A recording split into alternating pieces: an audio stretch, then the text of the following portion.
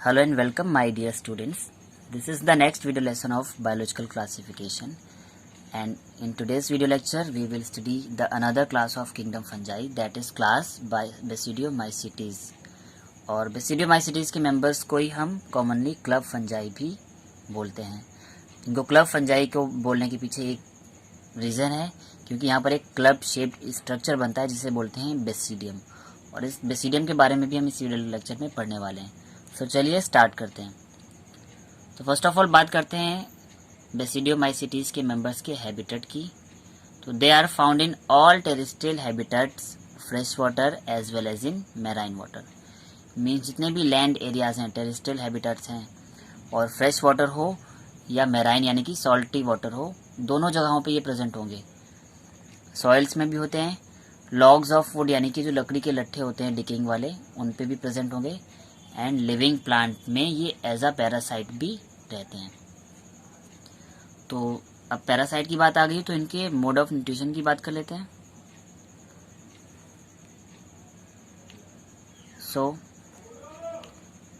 Nutrition is parasitic, और parasitic के साथ साथ ये किन चीज़ों पे डिपेंड होते हैं? On decaying dead organic matter. Means जो dead and decaying organic compounds होते हैं उनको भी ये उनके बाई प्रोडक्ट्स में कन्वर्ट करके अपने फूड को गेन कर लेते हैं। अब जब बात हो रही है फंजाई की, तो जैसे कि हम फंजाई की बॉडी को बोलते हैं माइसीलियम, तो अब इनके भी माइसीलियम को जान लेते हैं। तो इनके केस में भी जो माइसीलियम होता है वो सेप्टेट एंड ब्रांच होता है, यानी कि माइसीलियम यानी कि फंगल बॉडी में बहुत सारी ब्रांच होंगी, और सेप्टेट यानी कि इनकी जो सेल्स होती हैं उनके बीच में डिवाइडेशन होगा, सेप्टा प्रेजेंट होगा। बट यहाँ पर एक स्पेशल स्ट्रक्चर आता है, a large pour is present between septum.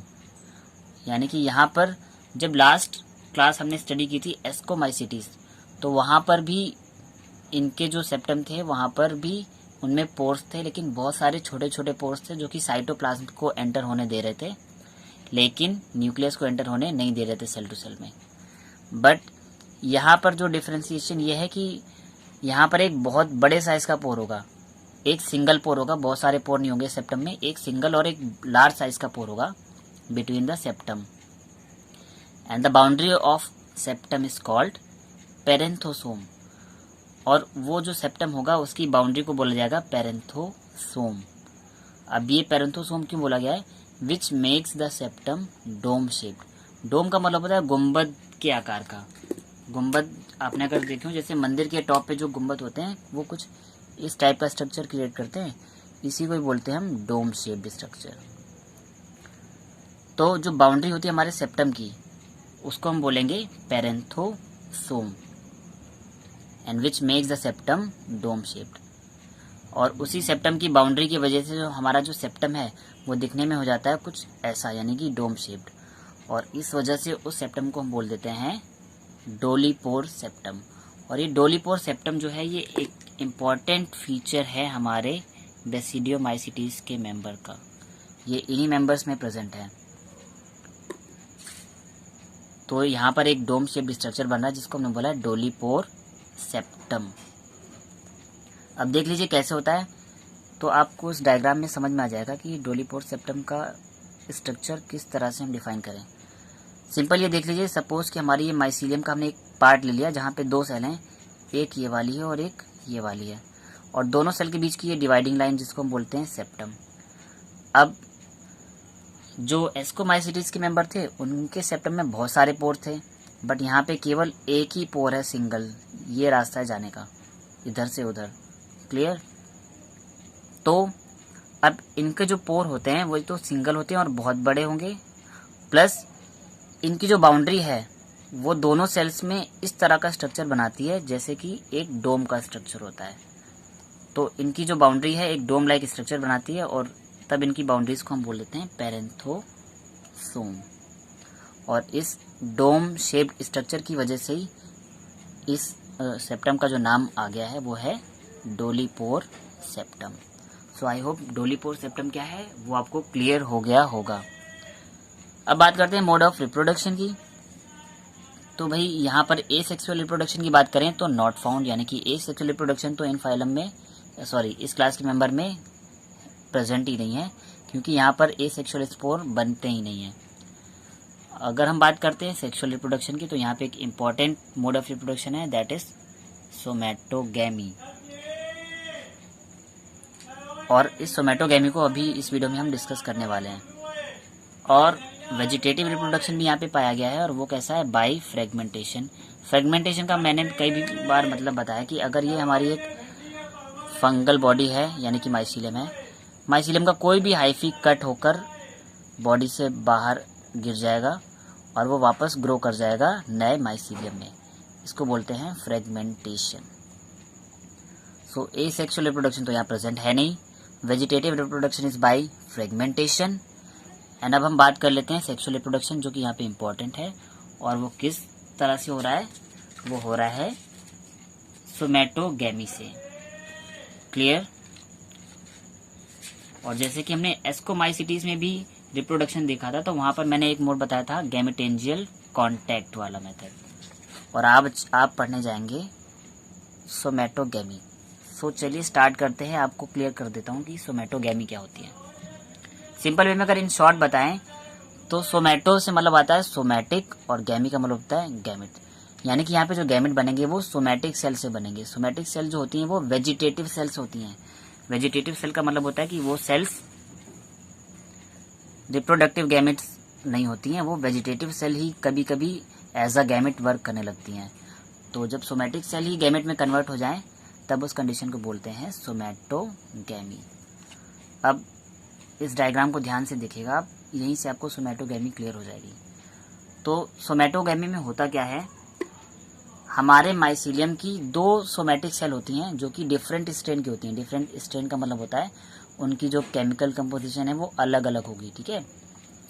तो माइसीलियम की दो सोमैटिक सेल आएंगी which are of different strain, वो आएंगी और एक दूसरे के क्लोज हो जाएंगे, यानी एक दूसरे के कांटेक्ट में आएंगी।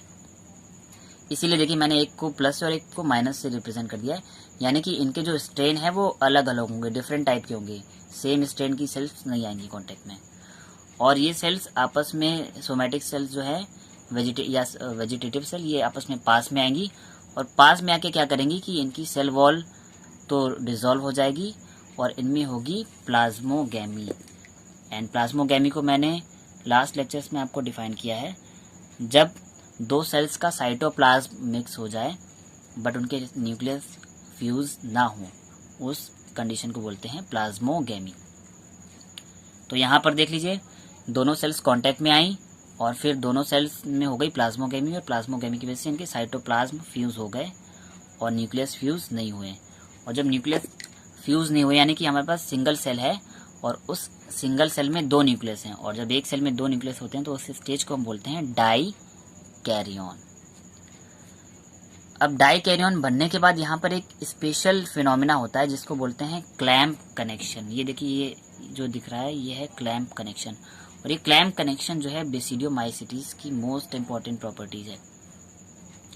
क्लैम्प कनेक्शन में होता क्या है कि यहाँ पर कुछ ट्यूब लाइक स्ट्रक्चर बन जाते हैं हमारी डाई कैरियन वाली सेल्स में, ठीक है। जितनी भी डाई कैरियन वाली सेल्स होंगी उनमें कुछ ट्यूब लाइक स्ट्रक्चर बन जाएंगे, और यहाँ से न्यूक्लियस मूव आउट करके बगल वाली सेल में चला जाएगा, सेम एज यहाँ से मूव करके बगल वाली सेल में चला जाएगा। तो ये क्लैम्प कनेक्शन बहुत सारी जगहों पे होंगे, और इस तरह से क्लैम्प कनेक्शन के चलते हमारा जो पूरा का पूरा फंगल बॉडी है, यानी कि माइसीलियम है, वो कैसा हो जाएगा, डाई कैरियोटिक माइसीलियम में कन्वर्ट हो जाएगा। डाई कैरियोटिक का मतलब होता है डाई से टू, और कैरियोटिक मतलब टू न्यूक्लिएटेड, यानी कि माइसीलियम की हर एक सेल में दो दो न्यूक्लियस आ जाएंगे।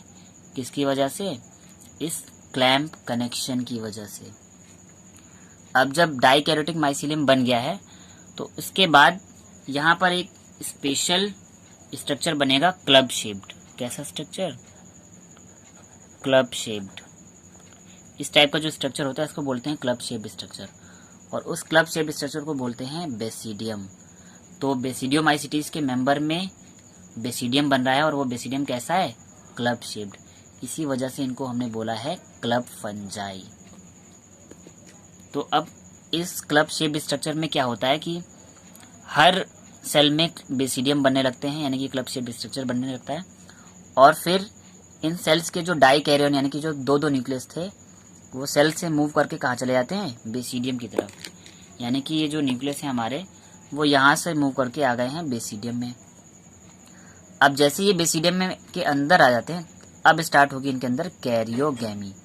कैरियो मीन्स न्यूक्लियस और गैमी मीन्स मिक्सिंग, यानी कि अब हम इनके न्यूक्लियस आपस में फ्यूज़ कर जाएंगे, और जब न्यूक्लियस फ्यूज़ करेंगे तो बना देंगे डिप्लॉयड जाइगोट। यानी कि यहाँ पर अब सिंगल न्यूक्लियस हो गया है, डिप्लॉयड हो गया, यानी कि वो 2n है। और यहाँ तक हमारे कैसे थे, n+n, यानी कि 2 हैप्लॉइड थे, अभी तक मिल नहीं पाए थे, अब यहाँ पे मिल गए हैं कैरियोगैमी के बाद। अब जब हमारे पास डिप्लॉयड जाइगोट बन गए हैं बेसिडियम के अंदर, तो अब वो बेसिडियम वापस से क्या कर देगा, मियोसिस स्टार्ट करेगा, क्योंकि जब सेक्सुअल गैमेट बनेंगे वो बनेंगे मियोसिस के थ्रू।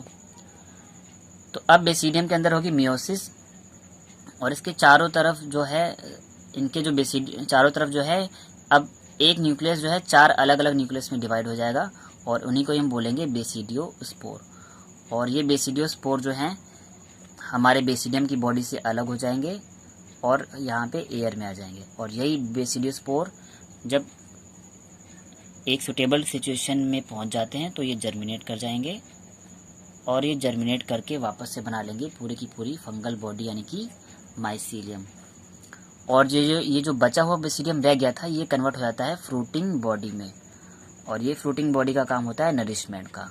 सो आई होप कि आपको सोमैटिक सेल्स के थ्रू ये जो सोमैटोगैमी हो रही थी ये क्लियर हो गई होगी। अब बात कर लेते हैं इस ग्रुप के कुछ एग्जाम्पल्स की। तो कुछ इंपॉर्टेंट एग्जाम्पल हैं लाइक एगारिकस एंड पक्सीनिया। सो इस वीडियो में इतना ही। एंड स्टूडेंट्स, अगर आपको ये वीडियो समझ आया है तो प्लीज़ इसे लाइक करें और सभी स्टडी रिलेटेड ग्रुप्स में शेयर करें, ताकि ज़्यादा से ज़्यादा स्टूडेंट, जो भी बायो के स्टूडेंट्स हैं, वो इसे देख पाएँ। और चैनल को सब्सक्राइब कर लें और बेल आइकन को प्रेस कर लें, ताकि अपकमिंग वीडियोस की नोटिफिकेशन आपको टाइमली मिलते रहें। Thank you students.